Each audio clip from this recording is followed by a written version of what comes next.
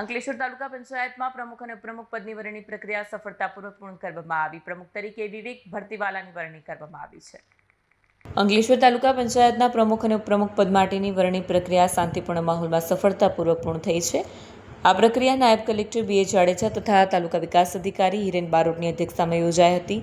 પ્રમુખ તરીકે વિવેકભાઈ ભરતીવાલાની વરણી કરવામાં આવી છે, જ્યારે ઉપપ્રમુખ તરીકે યોગિતાબેન દેવધરાની નિમણૂક કરાઈ છે। નવી નિમણૂક બાદ ભાજપ કાર્યકરો અને સમર્થકોમાં ઉત્સાહનો માહોલ જોવા મળ્યો। કાર્યકરોએ નવા હોદ્દેદારોની શુભેચ્છાઓ પાઠવી અને તેમના કાર્યકાળ માટે સફળતાની આશા વ્યક્ત કરી।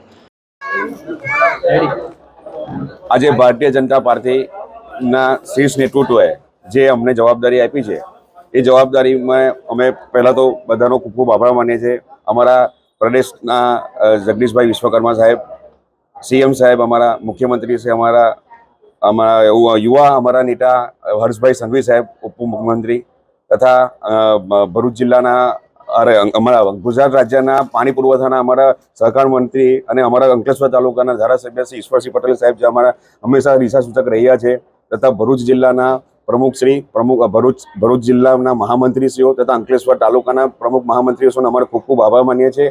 અને આજના દિવસે અમે જે ભારતીય જનતા પાર્ટી જે વિકાસની ગતિ જે કામ કરે છે એ વિકાસની ગતિ જન જન સુધી અમે પહોંચાડીએ એવી ભાવના સાથે દરેક અમે બધી ટીમ સાથે રહીને અમે કામ કરશું। વિડીયો જર્નાલિસ્ટ ઇમ્તિયાઝ પઠાણ સાથે સત્યા ટીવી ન્યૂઝ, અંકલેશ્વર।